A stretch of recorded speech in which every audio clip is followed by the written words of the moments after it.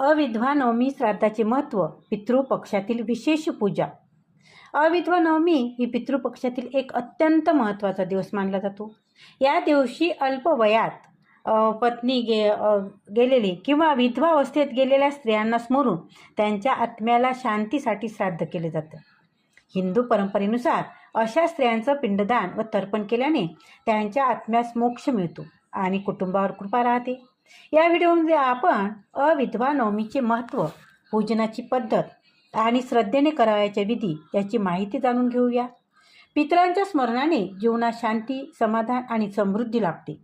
नवमी श्राद्ध म्हणजेच अविधवा नवमी हा पितृपक्षातील विशेष दिवस आहे. या दिवशी पतीला अकाली गमावलेल्या स्त्रियांचं श्राद्धसुद्धा केलं जातं. नवमी श्राद्धाचं महत्त्व काय, तर या दिवशी केलेल्या तर्पण व पिंडदानाने अशा स्त्रियांच्या आत्म्याला शांती मिळते. कुटुंबावर पितरांची कृपा राहते. घरात सुख, शांती, समृद्धी वाढते. नवमी श्राद्धासाठी साधा मंत्र, तर्पण पिंडदान करताना उच्चारला जाणारा मंत्र आपण इथे बघूया. तर हा मंत्र म्हणताना तिळांजली, जलतर्पण किंवा पिंडदान करावे. सोबत स्वाधा हा शब्द आवर्जून म्हणायचा असतो, कारण तो पितरांना अर्पण मानला जातो. ओम पितृभ्यो स्वाधाय नमः. ओम मातृभ्यो स्वाधाय नमः. ओम अविधवा स्त्री पितृभ्यो स्वाधाय नमः. या मंत्राचा तुम्ही मंत्र म्हणून तिलांजली तुम्ही द्यावी किंवा पिंडदान करावे. आता बघू नवमी श्राद्ध पूजन पद्धत कशा पद्धतीने करायचं.